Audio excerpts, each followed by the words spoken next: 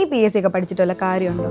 ജോലി വല്ലതും കിട്ടുമോ? കുറെ കാലം ആയല്ലോ ബാഗും തൂക്കി തേരാപ്പാരം നടക്കാൻ തുടങ്ങിയിട്ട്. സെക്രട്ടേറിയറ്റിന് മുമ്പ് പോയി ഇന്ന് കുറെ സമരം ചെയ്തായിരുന്നല്ലോ, വല്ല പ്രയോജനം ഉണ്ടായോ? ഏതാണ്ടൊക്കെയോ ലിസ്റ്റിലുണ്ടെന്ന് പറയുന്നതല്ലാതെ ജോലി വല്ലതും കിട്ടിയോ? ഇല്ലല്ലോ. ഇതൊക്കെ നിങ്ങൾ പലതരത്തിൽ കേട്ടിട്ടുള്ള ചോദ്യങ്ങളായിരിക്കും. PSC പഠിക്കാൻ ഇറങ്ങുന്ന ഒരു വ്യക്തിയെ സംബന്ധിച്ചിടത്തോളം ഇനിഷ്യൽ സ്റ്റേജ് തൊട്ടേ ഇങ്ങനെയുള്ള കുറേ കാര്യങ്ങൾ നിങ്ങൾ കേൾക്കുന്നുണ്ടാകും. ഇതൊക്കെ ഡീമോട്ടിവേറ്റ് ചെയ്യുന്ന തന്നെ. അപ്പൊ ഇങ്ങനെയുള്ള ആൾക്കാർ നിങ്ങളുടെ ലൈഫിലുണ്ടെങ്കിൽ അല്ലെങ്കിൽ നിങ്ങളുടെ ചുറ്റുവട്ടത്തുണ്ടെങ്കിൽ അവരെ അങ്ങോട്ട് സൈഡിലേക്ക് മാറ്റി നിർത്തിയിട്ട് ഇനി ഞാൻ പറയുന്ന കാര്യങ്ങൾ കേൾക്കാം. പ്രൈവറ്റ് ജോലിയാണെങ്കിലും ഗവൺമെന്റ് ജോലിയാണെങ്കിലും നമ്മൾ അധ്വാനിച്ചാൽ മാത്രമേ നമുക്ക് മുമ്പോട്ട് പോകാൻ പറ്റുള്ളൂ. അതൊരു ഫാക്റ്റാണ്. പക്ഷേ എന്നെ പോലെ ഒരുപാട് പേര് നിങ്ങളോട് ഈ പറയുന്ന ചാനലുകളിലൂടെ ഒക്കെ വന്നിരുന്ന് PSCക്ക് വേണ്ടി പ്രിപ്പയർ ചെയ്യൂ, നിങ്ങൾ ആ പരീക്ഷയ്ക്ക് വേണ്ടി പഠിക്കൂ, ഈ പരീക്ഷയ്ക്ക് വേണ്ടി പഠിക്കൂ എന്ന് പറയുന്നതിന്റെ കാരണം എന്താണെന്നറിയോ? ഒരു സാധാരണക്കാരന്റെ പൾസ് മനസ്സിലാക്കുന്നത് കൊണ്ടാണ്. ഒരു സാധാരണക്കാരനെ സംബന്ധിച്ചിടത്തോളം വീട്ടിൽ ഒരുപാട് ബുദ്ധിമുട്ടുകളുള്ള, കഷ്ടപ്പെട്ട് വളർന്നു വന്ന, ജീവിത സാഹചര്യങ്ങളോട് സ്ട്രഗിൾ ചെയ്തുകൊണ്ടിരിക്കുന്ന ഒരാളിനെ സംബന്ധിച്ചിടത്തോളം, അത് സ്ത്രീ ആയാലും പുരുഷനായാലും ഒരാളിനെ സംബന്ധിച്ചിടത്തോളം ആദ്യം വേണ്ടത് കെട്ടുറപ്പുള്ള ഒരു ജോലിയാണ്. ഒരു ദിവസം പെട്ടെന്ന് കയറി ചെല്ലുമ്പോൾ നിങ്ങൾ പൊക്കോ, നിങ്ങൾക്ക് നാളെ മുതൽ ജോലിയില്ല എന്ന് പറയുന്ന ഒരവസ്ഥ ഉണ്ടാവാതിരിക്കാനാണ് ഈ ഗവൺമെന്റ് ജോലി, സർക്കാർ ജോലി സ്വന്തമാക്കൂ, അതിനുവേണ്ടി തയ്യാറെടുക്കൂ, പഠിക്കൂ എന്ന് പറയുന്നത്. ഒന്നാമത്തെ കാര്യം, എന്തിനാ PSC പഠിച്ചിട്ട് എന്ന് ചോദിച്ചു കഴിഞ്ഞാൽ അതിന്റെ ഏറ്റവും പ്രധാനപ്പെട്ട ഉത്തരം എന്ന് പറയുന്നത് ജോബ് സെക്യൂരിറ്റി, ജോലിയിലെ സുരക്ഷിതത്വമാണ്.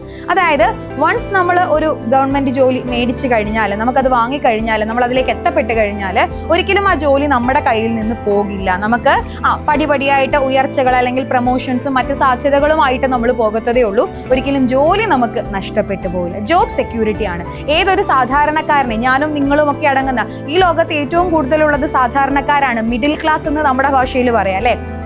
ഈ മിഡിൽ ക്ലാസ്സിനെ സംബന്ധിച്ചിടത്തോളം ഏറ്റവും ആവശ്യം ജോലി, സുരക്ഷിതത്വമുള്ള ഒരു ജോലി എന്ന് തന്നെയാണ്. രണ്ടാമത്തെ കാര്യം, ഇപ്പൊ പലർക്കും, ഇപ്പൊ എന്നെയൊക്കെ സംബന്ധിച്ചിടത്ത് ഇത്തിരി ഹോം സിക്നസ് കൂടുതലുള്ള ആളാണ്. അതായത് വീടിന്റെ ചുറ്റുപാട്. പണ്ട് ഏതോ സിനിമയിൽ ആരോ പറഞ്ഞ പോലെ നമുക്ക് നമ്മുടെ നാടും വീടും റേഷൻ കടയൊക്കെ മതി എന്ന് പറയുന്നത് പോലെ നമ്മുടെ വീട് അല്ലെങ്കിൽ നമ്മുടെ നാട് വിട്ട് പുറത്തു പോകാൻ ഇഷ്ടമില്ലാത്ത ഒരു ചെറിയ ഭൂരിപക്ഷം ഇപ്പോഴും നമ്മുടെ നാട്ടിലുണ്ട്. അതായത് നാട്ടിൽ തന്നെ ജോലി ചെയ്യാം എന്നുള്ളതാണ് PSC അല്ലെങ്കിൽ നമ്മളൊരു ഗവൺമെന്റ് ജോലിക്ക് തയ്യാറെടുക്കുന്നതിന് ഏറ്റവും വലിയൊരു അഡ്വാൻറ്റേജ് എന്ന് പറയുന്നത്. ഇപ്പോൾ കേരളത്തിൽ ഇപ്പൊ നമുക്കറിയാം, കേരള PSC നടത്തുന്ന പരീക്ഷകൾ ചിലപ്പോൾ ജില്ലാ അടിസ്ഥാനത്തിലായിരിക്കും ആ ഒരു എക്സാംസിന്റെ ആ ഒരു ലിസ്റ്റ് വരുന്നത്, ചിലപ്പോൾ സ്റ്റേറ്റ് വൈഡ് ആയിരിക്കും ലിസ്റ്റ് വരുന്നത്. രണ്ട് തന്നെയാണെങ്കിലും നമ്മുടെ നാട്ടില് കേരളത്തിൽ തന്നെ നമുക്കൊരു ജോലി എന്നുള്ളത് ഇവിടെ ഉറപ്പാണ്. രണ്ടാമത്തെ കാര്യം അതാണ്, ഹോം പോസ്റ്റിംഗ് എന്നുള്ളതാണ്. നമ്മുടെ നാട്ടിൽ തന്നെ സുരക്ഷിതമായ ഒരു ജോലി. അടുത്ത കാര്യം എന്ന് പറയുന്നത്, ഇപ്പൊ നിങ്ങളൊരു പ്രൈവറ്റ് ജോലിയിലാണ് പോകുന്നത് അല്ലെങ്കിൽ അത് ഏതെങ്കിലും ഒരു മറ്റൊരു ഫേമിലാണ്, ഗവൺമെന്റ് ഇതര ഫേമിലാണ് നിങ്ങൾ പോകുന്നതെങ്കിൽ തീർച്ചയായിട്ടും നിങ്ങളുടെ സ്കില്ലിനനുസരിച്ച് നിങ്ങൾക്ക് സാലറിയിൽ അപ്ഡേഷൻസ് ഒക്കെ പെട്ടെന്നൊക്കെ ചിലപ്പോൾ നിങ്ങൾ ഏതെങ്കിലും ഒക്കെ ഒരു ടാർഗറ്റ് അച്ചീവ് ചെയ്താൽ നിങ്ങൾക്ക് എന്ത് ലഭിക്കും? നിങ്ങൾക്ക് പ്രൊമോഷൻസ് ഒക്കെ ലഭിക്കും. അങ്ങനെയാണെങ്കിൽ സാലറി പാക്കേജ് ഒക്കെ കൂടിയെന്ന് വരാം. പക്ഷേ ഗവൺമെന്റ് ജോലിയിൽ ആ ഒരു പ്രൈവറ്റ് ജോലിയെ കമ്പയർ ചെയ്യുമ്പോൾ പെട്ടെന്നുള്ള ഹൈക്കുകളൊന്നും ഉണ്ടാവില്ല. എന്നിരുന്നാൽ പോലും കൃത്യമായ അലവൻസുകൾ നമുക്ക് ഗവൺമെന്റ് ജോലിയിൽ കിട്ടും. അതായത് ഇപ്പൊ ഡിയറൻസ് അലവൻസ്, അതുപോലെ തന്നെ TA travel allowance, HRA house rent allowance, ഇങ്ങനെയൊക്കെ പറഞ്ഞുകൊണ്ടുള്ള നിശ്ചിതമായ തുക നിങ്ങളുടെ സാലറിയോടൊപ്പം ആഡ് ഓൺ ചെയ്യും. എപ്പോഴും ശ്രദ്ധിക്കേണ്ട ഒരു കാര്യം, ഇപ്പൊ PSC പഠന രംഗത്തേക്ക് വന്നിട്ടില്ലാത്തവർ, ഈ ഒരു സർക്കിളിന് പുറത്ത് നിൽക്കുന്നവർ മനസ്സിലാക്കേണ്ട ഒരു കാര്യം, ഏതൊരു ഗവൺമെന്റ് ജോലിക്കും അതിന്റെ ബേസിക് പേയോടൊപ്പം നമ്മൾ ഈ പറയുന്ന അലവൻസുകൾ TA-യും DA-യും HRA-യും ഒക്കെ ചേർത്തിട്ടായിരിക്കും നിങ്ങളുടെ കയ്യിലേക്ക് കിട്ടാൻ പോകുന്നത്. പിന്നെ ഇയർലി ഉള്ള ഇൻക്രിമെന്റുകളും നമ്മുടെ പ്രൊമോഷൻസിനനുസരിച്ചിട്ടുള്ള ഇൻക്രിമെന്റുകളും ഒക്കെ ഈ സാലറിയിൽ ഉണ്ടാകും എന്നുള്ളത് തീർച്ചയാണ്. പിന്നെ അടുത്ത കാര്യം, നമ്മൾ ഈ കഷ്ടപ്പെട്ട് ജോലി ചെയ്യുന്നു, നമ്മളൊരു 60 വയസ്സ് വരെ അല്ലെങ്കിൽ ഒരു 56-60 വയസ്സ് വരെ നമ്മൾ ജോലി ചെയ്യുകയാണ്.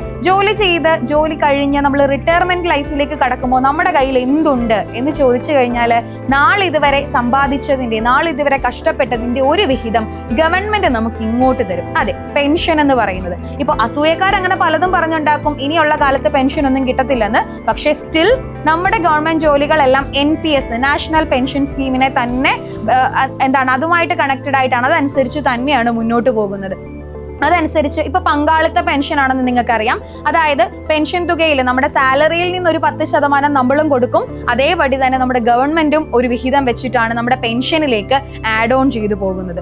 സോ പെൻഷൻ അതുപോലെ തന്നെ ഈ നമ്മൾ പറഞ്ഞ അലവൻസുകൾക്കൊപ്പവും പ്രമോഷനൊക്കെ ഒപ്പവും പെൻഷനും ഗവൺമെന്റ് ജോലി ഉറപ്പ് നൽകുന്ന ഒരു കാര്യം തന്നെയാണ്. അപ്പം ജോബ് സെക്യൂരിറ്റി ഉണ്ടോ എന്ന് ചോദിച്ചു കഴിഞ്ഞാൽ അതുണ്ട്. സ്വന്തം നാട്ടില് ജോലി ചെയ്യാമെന്ന് ചോദിച്ചു കഴിഞ്ഞാൽ അതുണ്ട്. നമുക്ക് എല്ലാവർക്കും ആഗ്രഹം ഉണ്ടാവും ഈ പുച്ഛിച്ചവരുടെ, കളിയാക്കിയവരുടെ, മാറ്റി നിർത്തിയവരുടെയൊക്കെ മുന്നിൽ അന്തസ്സായിട്ട് ഒരു ജോലി വാങ്ങുക എന്നുള്ളത്. അപ്പോൾ അതൊരു അഡ്വാൻറ്റേജ് ആണ്. പിന്നെ സാലറിയും അലവൻസുകളും പെൻഷനും ഇതൊക്കെ ഗവൺമെന്റ് ജോലി നമുക്ക് തരുന്ന എന്താ പറയുന്ന കുറെ അധികം അഡ്വാൻറ്റേജുകളാന്ന് പറയാം. പിന്നെ എപ്പോഴും നമ്മളെ പറ്റി മാത്രം ആലോചിച്ചുകൊണ്ട് പോകുന്ന ഒരു ലോകത്താണ് നമ്മളിപ്പോൾ ജീവിക്കുന്നത് അല്ലെ. വളരെ സെൽഫിഷ് ആയിട്ടുള്ള ആളുകളുടെ ലോകത്താണ് ജീവിക്കുന്നത്. പക്ഷേ ഒരു ഗവൺമെന്റ് ജോലി ലഭിച്ചു കഴിഞ്ഞാൽ നിങ്ങൾക്ക് മാത്രമല്ല അവിടെ പ്രയോജനം എന്ന് പറയുന്നത്, നിങ്ങളുടെ കൂടുള്ളവർക്ക്, അച്ഛൻ, അമ്മ, ഇപ്പൊ കുടുംബം ഉണ്ടെങ്കിൽ ഭാര്യ, കുട്ടികൾ അവരൊക്കെ ഉണ്ടെങ്കിൽ അവർക്ക് എല്ലാവർക്കും കൂടിയിട്ടാണ് ഇതിന്റെയൊക്കെ ആനുകൂല്യങ്ങൾ അവർക്ക് കൂടി ഉപയോഗപ്പെടുത്താനായിട്ട് സാധിക്കും എന്നുള്ളതും തീർച്ചയാണ്. പിന്നെ എപ്പോഴും പറയുന്നത് പോലെ തന്നെ നാട്ടിലുള്ള വിലയും നിലയും. നിങ്ങൾ രക്ഷാധികാരി ബൈജു ഒപ്പം എന്ന് പറയുന്ന സിനിമ കണ്ടിട്ടുണ്ടോ? അതിൽ ബിജു മേനോന്റെ ക്യാരക്ടർ എന്ത് അടിപൊളിയായിട്ടാണ്. രാവിലെ ജോലിക്ക് പോകുന്നു, സർക്കാർ ജോലിയാണ്, ജോലിക്ക് പോകുന്നു, തിരിച്ചു വരുന്നു, വൈകിട്ട് കുട്ടികളുടെ കൂടെ നമ്മുടെ തൊട്ടപ്പുറത്തെ പറമ്പിൽ ക്രിക്കറ്റ് കളിക്കുന്നു. ഇത്രയൊക്കെ തന്നെയുള്ളൂ, ഇത് മാത്രമേ ഞാനും ആഗ്രഹിച്ചിട്ടുള്ളൂ എന്ന് പറയുന്ന വളരെ സിമ്പിൾ ആയിട്ടുള്ള ഒരു ലൈഫ്, എന്നാൽ മറ്റുള്ളവരുടെ മുമ്പിൽ വളരെ പവർഫുൾ ആയിട്ടുള്ള ഒരു ജോബ് നിങ്ങൾക്കും കരസ്ഥമാക്കാം. പിന്നെ എന്തൊക്കെയാണെങ്കിലും ആ നീല ടാഗ് കഴുത്തിൽ ഇട്ടുകൊണ്ട് നടക്കാനും വേണം ഏത് ആ പറഞ്ഞ ഒരു ഭാഗ്യേ.